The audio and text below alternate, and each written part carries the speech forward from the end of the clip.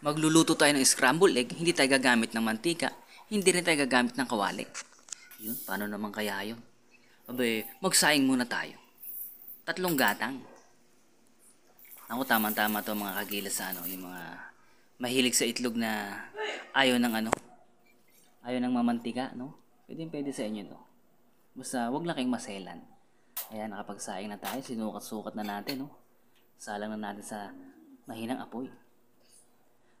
At ngayon pumunta tayo sa pugad ni Tisay. Ayan, kita niyo naman. Tisay na manok, ulit ba? Hihingi tayo ng 3 pirasong itlog.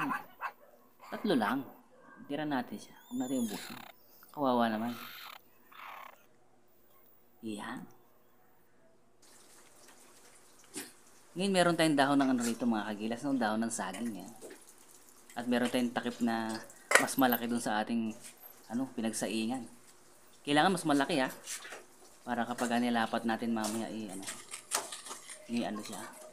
Hindi tatapon yung mahiwagang itlog. Yun. Hinulma natin ang pabilog. Yan, malinis na po yan Nahugasan ng kahapon. Yan. Basagin na natin yung itlog at scrambled egg yung ating lulutuin.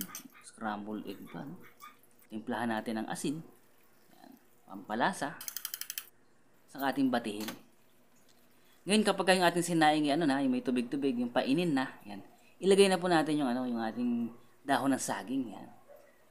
Kita nyo? Kaya sinabi ko sa inyo dapat mas malaki yung yung dahon.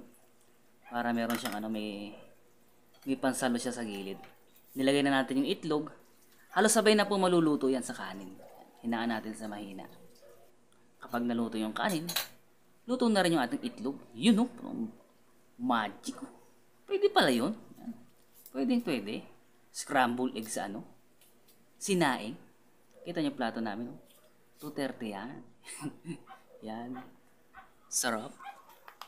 Tiki mo na. Kita niyo ang ganda Diba?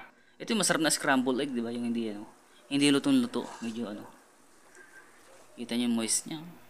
Lagyan ng kanin. Lagyan ng ketchup. Titikman natin yan kung masarap, no? Mukha namang masarap Ayan po si Kagilas, titikim na. Pamparami ng basher to Yan. Sarap.